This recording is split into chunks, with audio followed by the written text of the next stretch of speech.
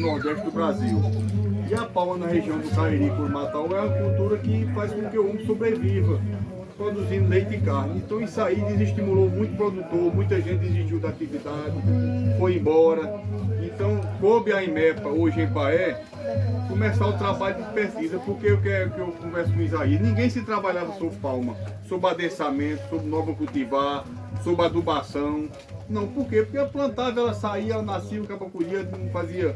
E hoje, por força dessa praga, começou-se a trabalhar. Então aqui vocês estão na frente, sem desmerecer demais, um dos maiores pesquisadores de palma do Nordeste do Brasil. Esse rapaz aqui é funcionário da SEDAP, gerente da Defesa Agropecuária Vegetal, trabalhou conosco aqui, mas por não estar mais aqui, sempre nos dá assistência. Então ele criou aqui, fruto do trabalho dele de pesquisa, de melhoramento, várias cultivares, já com o nome Empaé. Então ele vai ter a oportunidade aqui de mostrar a vocês o trabalho que está sendo feito. Para quê? Para que a gente não continue plantando só uma cultivar com uma orelha de elefante. Porque se a gente tiver uma nova praga, vai dizimar tudo novamente. Então o que é que ele está dizendo e vai dizer? Que a gente cultive diversifique o nosso plantio de palma com novas variedades. Então pronto, passar a palavra aqui para o doutor Isaías Vitorino, filho de Boa Vista. Então fique à vontade aí. Bom dia, pessoal. Bom dia. É uma satisfação estar aqui com vocês, né? Muito bom divulgar conhecimento, principalmente para o pessoal nativo, produtores rurais, né? Estudantes de maneira geral, mas a maioria são filhos de produtores rurais. A gente desenvolveu um trabalho aqui do Programa de Melhoramento Genético da Palma. E a função maior desse trabalho foi desenvolver novas variedades de palma. Tudo iniciado pelo problema da cochonilha do caminho, que todo mundo tem conhecimento, né? Que dizimou os palmares de palma gigante.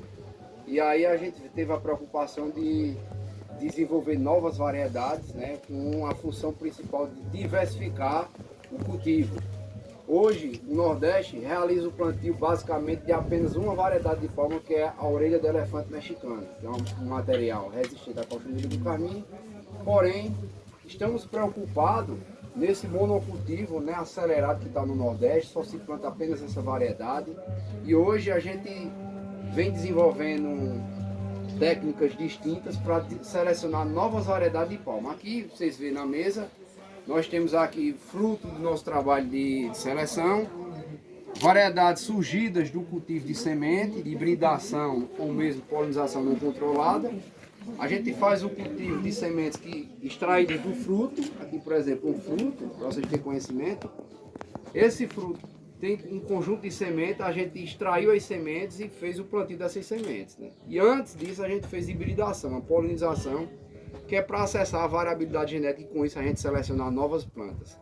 Então, feito isso, desde 2018, selecionamos materiais mais produtivos com a função de fazer diversidade genética. E aqui temos exemplos. Por exemplo, a espécie Opuncia atropis, que é conhecida popularmente lá no México. A gente preservou a nomenclatura do México, é Negro Michoacán. Então essa palma, a gente tem multiplicado ela, esse alto ali, por exemplo, a gente plantou esse ano mais de 30 mil folhas da Negro Michoacán. Então vou responder uma pergunta que vai surgir. Quando é que a gente vai ter acesso a esse material? Provavelmente no próximo ano, quando esse campo já estiver em ponto de corte. Então estamos multiplicando a Negro Michoacán, uma variedade que saiu do banco germoplasma, do cultivo de semente, e estamos multiplicando um conjunto de variedades chamada Califórnia. A planta mãe, Califórnia, a gente começou a multiplicar ela no primeiro banner. Vocês vão ver a fotografia aí. Essa foto do meio era a planta mãe. A gente multiplicou muito a Califórnia. Infelizmente a gente teve a frustração porque a cochonilha do carmim chegou nela. A gente, sabendo do potencial dela, persistimos, então fizemos hibridação, cultivo de semente, fizemos seleção. Hoje nós temos variedades Califórnia com resistência à cochonilha do carmim. É uma planta das mais produtivas. Ela tem um potencial de produção acima de 600 toneladas por hectare. É uma planta que não se quebra, muito lignificada, tem resistência à podridão de raiz, as duas podridões. Então um material promissor, a gente identificou isso, está sendo multiplicado agora nas estações da Empaé, está acima, né, da Lagoinha e o Cruzeiro. Nesses experimentos, ela está superando as nossas expectativas, está batendo a produtividade em relação a outras variedades, inclusive a orelha do elefante. Então hoje a Empaé temos hoje mais de 10 variedades. Agora, para simplificar, temos 5 das melhores, né? Que já está em fase de multiplicação, quem sabe no futuro chegar às mãos dos produtores rurais. Esse é o desejo maior do produtor. Quando é que a gente vai ter acesso a esse material? Após a etapa de multiplicação, o melhoramento genético ele é lento, né? Tem a fase de descoberta, pesquisa, depois tem a fase de multiplicação para depois chegar ao longo do campo. Então, era isso que eu queria passar para vocês. Alguns materiais fruto do programa de melhoramento, do cultivo de semente. Aqui é outro material também, surgiu do cultivo de semente. A planta mãe era uma planta muito espinhenta. A gente fez cultivo de semente e conseguiu selecionar a orelha do elefante africana sem espinho, ela perfilhando mais, com mais produtividade. Isaías, como eu falei no começo, queria que você relatasse, desde a sua chegada aqui, com a advinda da cochonilha, o que foi que a gente fez aqui? Primeiro instalou o banco de germoplasma, né? Ótimo, tudo de parceria com a Embrapa, o IPA do Pernambuco. Justo. Lá na hora que é tanto assunto, a gente às vezes passa Não, batido, para o pessoal saber da Mas história. o início, para a gente chegar aqui, a primeira etapa do melhoramento foi implantar um banco de germoplasma. Então a gente coletou todas as palmas existentes no Brasil. Fizemos parceria com o IPA, com o INSA, Embrapa, com todas as instituições. Buscamos as palmas em todo o Brasil e implantamos o banco de germoplasma. Existia um banco da EMEPA, antiga EMEPA, que estava preservado em Itacima. E aí a gente buscou o banco de germoplasma do IPA, para buscar novos materiais e informações que existiam lá. Através de Djalma, que é o pesquisador do IPA, a gente trouxe algumas variedades e fizemos teste aqui também. Mas aí estudamos o banco de germoplasma, o banco de germoplasma está preservado, existe 121 variedades, não é variedades, se chama genótipos, né? Variedades é só quando passa pelo trabalho de registro do Ministério da Agricultura. Então existe genótipo no banco de germoplasma, então plantas que têm muito espinho. Tudo catalogado, né, Isaías? Justamente. Plantas que têm potencial para a produção de verdura, fruta e forragem. Aqui no Brasil a gente só tem conhecimento de forragicultura. Mas no México a palma ela é utilizada principalmente para a produção de alimento, fruta e verdura. Então esses brotos jovens, muitas variedades, eles têm a função de alimentação humana. É uma planta rica em vitaminas e rica em colágeno, que nós brasileiros não temos informação. E o banco de germoplasma, ele possui materiais com diferentes finalidades.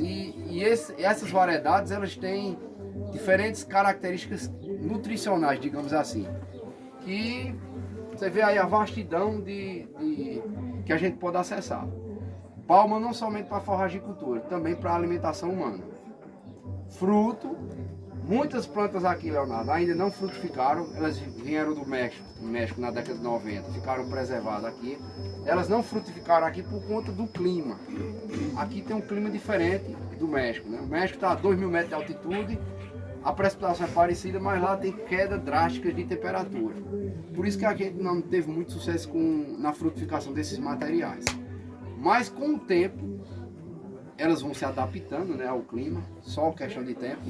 De repente a gente seleciona isso, escolhe esses materiais mais frutíferos. A gente fez o trabalho de seleção também dessas variedades com resistência à cochonilha do caminho, essas frutíferas. Muitas eram susceptíveis e hoje a gente já está todos catalogados, quem tem susceptível, quem é resistente, quem é tolerante. E é isso. Hoje a Empaé pode dizer que nós temos materiais para forragem selecionados na estação, fruto do nosso trabalho, plantas com alta produtividade e que vai ser muito útil, né, para a região e para o Nordeste, de uma maneira geral. Inclusive, se começou agora para se registrar no Ministério da Agricultura, né? É uma etapa aí no melhoramento genético, a gente, após a identificação, a seleção, a gente fazer registro de cultivar, de variedade. Então a gente já está dando entrada e iniciar a conversação com o pessoal do Ministério. É obrigatório a gente fazer o registro de cultivar, porque se nós não fizermos, né, vem outras pessoas e faz. E vale salientar, Clodeval, através de Isaías, nós temos muito trabalho aqui de pesquisa com a Universidade Federal de Areia.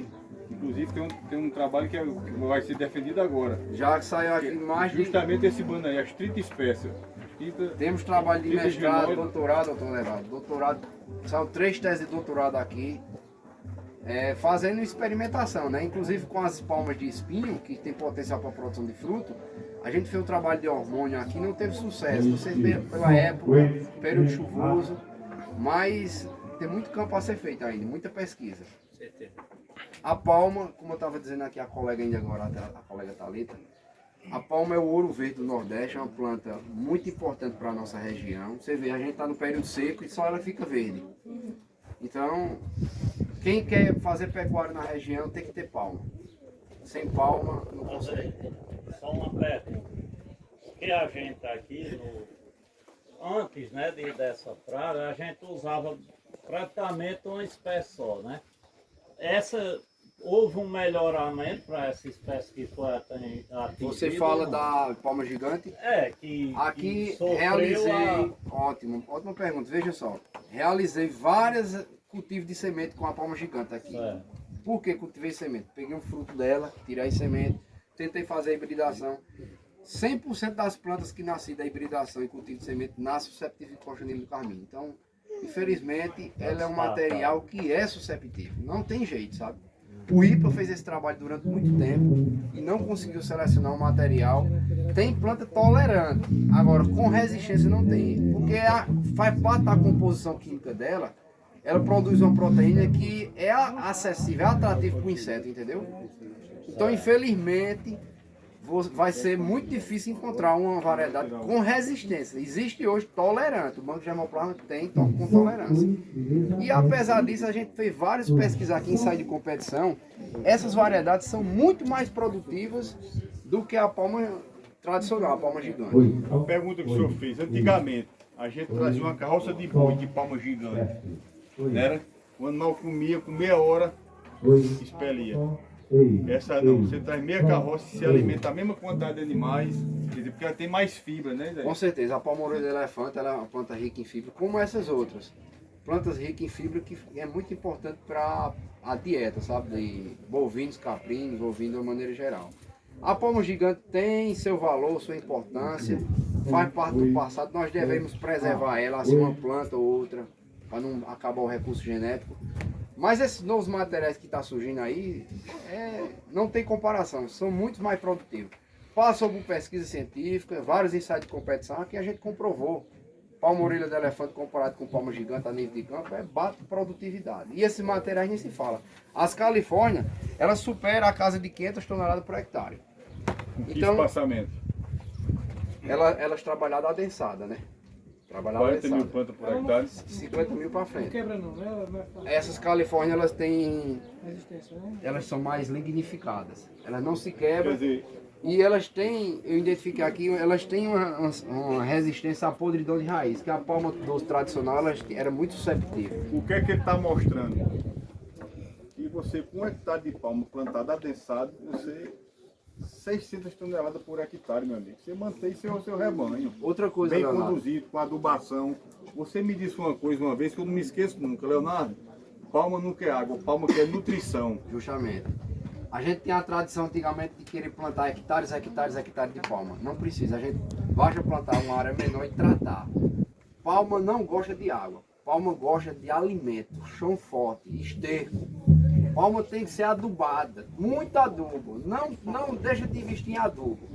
Então, tendo adubo na palma, ela cresce. Pode botar seca, ela captura a água do orvalho, da natureza. Durante a noite. A questão, por exemplo, a palma-orelha de elefante, no período chuvoso, ela é a melhor palma. Só que quando começa a estiar, né, ela desidrata. Ela diminui 90% do da peso. capacidade dela. Exatamente do período que mais precisa, né? Né? Período seco. Aí nesse caso aí, para nutrir ela é mais adubo, essas coisas de que... Toda palma, não só a orelha do elefante. Toda palma, até a palma tradicional, a palma gigante antiga. Você é produtor, você sabe. Se não adubasse aquela palma gigante antiga, ela não sai do canto. Toda palma é exigente em adubação. Então, quando eu vejo a pessoa que quer fazer investimento em palma, quer fazer investimentos altos em irrigação, fita de gotejamento, e às vezes se esquece do principal, que é a adubação. Planta ela de sequeiro, investe ela adubando, tratando direitinho, limpando ela, que ela também não gosta de competição, que você vê a resposta. Não precisa de água, baixa só de manejo. Ô, professor Jair, E das variedades que tem hoje, que é resistente à coxaria do capim, qual é delas que tem mais proteína? Proteína, as Califórnias deu um teor alto. As Califórnias. A gente fez bromatologia, elas passam de 6, 7% de proteína. A palma gigante tinha em torno de 4%. As Califórnias elas passam de 6%. Califórnia. Esse nome Califórnia não foi eu que criei. Foi o nome que veio do México nessa nomenclatura e a gente preserva essa nomenclatura porque vem da planta mãe. Tá certo? Aí ainda não está à disposição. Não, esse material, se você for hoje, a gente quase não tem mais, porque a gente cortou e está multiplicando. Entendeu? Eu estou observando que ela não tem espinhos. Não Você tem, fez essa assim. pesquisa porque Faz parte dessa espécie. Ela não tem pelo. A planta mãe dela tinha espinho. Mas essa aí surgiu de semente. O tipo de semente, a gente plantou as sementes, selecionou as que não nascia pelo nem espinho. Por isso que ela é lisinha assim. Outro ponto importante, a palma, a orelha do elefante, a gente conseguiu selecionar ela sem pelo nenhum, ficou lisa a orelha do elefante. Porém ela É o que perdeu. muita gente reclamava. Né? O povo reclamando do pelo, inclusive eu tô aqui com cheio de pelo. Tá aí. O povo reclama do pelo da palma, mas o pelo é um atributo positivo na palma, porque ele que funciona de mecanismo para capturar o orvalho da noite. A planta tem que ter pelo. Para ela resistir à seca, tem que ter pelo. A gente fez seleção aqui de uma variedade de palma orelha do elefante sem pelo nenhum, lisa como uma cerâmica. Porém, ela perdeu o crescimento. Produtividade lá embaixo, menos de 50 toneladas por hectare. Ou seja, é uma planta que não tem função para o produtor. Então a planta tem que ter pelo. O pelo, ele faz. Da adubação.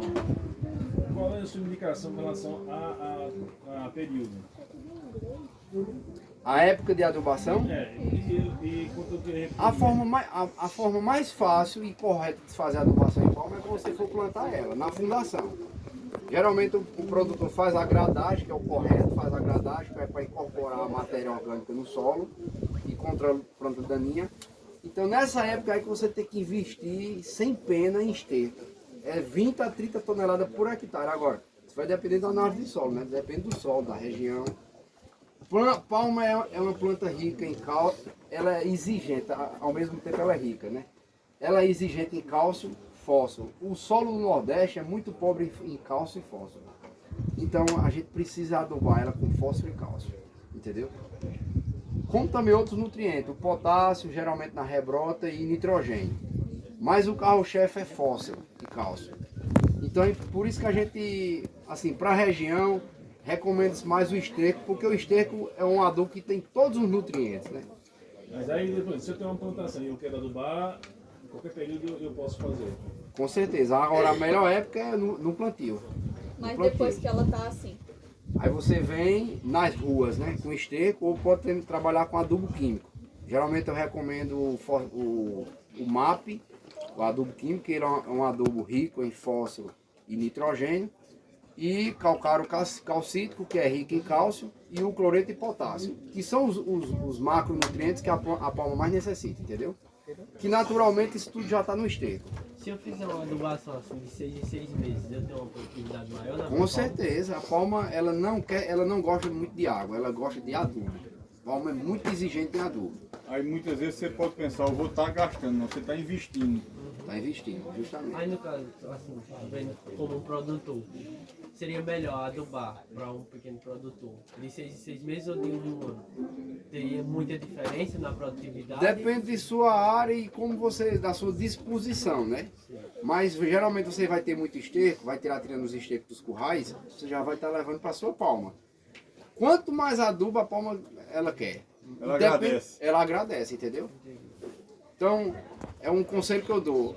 Palma gosta de adubo, ela não gosta muito de água, porque a água na nossa região ela pega sozinha, pega ela do orvalho. É isso aí que eu vou levar pro meu. Justamente. Agora se preocupa com a Faz adubação, uns 3 anos que ele tá com a palma lá. Entendeu? Não, ela não saiu, não olhou, ó, prometeu.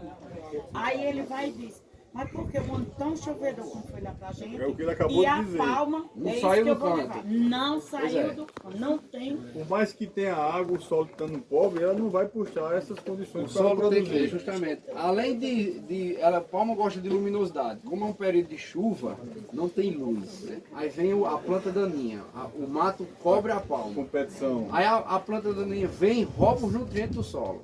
Aí não tem luz, a planta daninha roubou os nutrientes e a palma vai crescer e não cresce.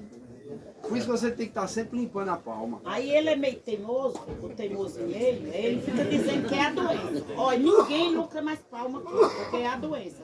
Mas agora eu vi, se eu chegar lá, ele me paga. Vai dar medo do Isaías aqui, quem vai pagar. Às vezes eu vejo o produtor vai, procura o Banco do Nordeste, investe milhões em sistema de irrigação. Aí irriga a palma todinha e se esquece da adubação. Era melhor investir na adubação e esquecer a irrigação. Não tem a pena, é 30 toneladas por hectare, fora o adubo que precisa botar. Quanto mais adubo, mais ela cresce. O adubo caprino, o bovino é a mesma coisa. O caprino é mais rico, né? Porque ele é mais concentrado, aquela bolinha ali, né? Mas tudo é válido, tudo é importante. Pessoal, se alguém tiver alguma pergunta, para a gente encerrar.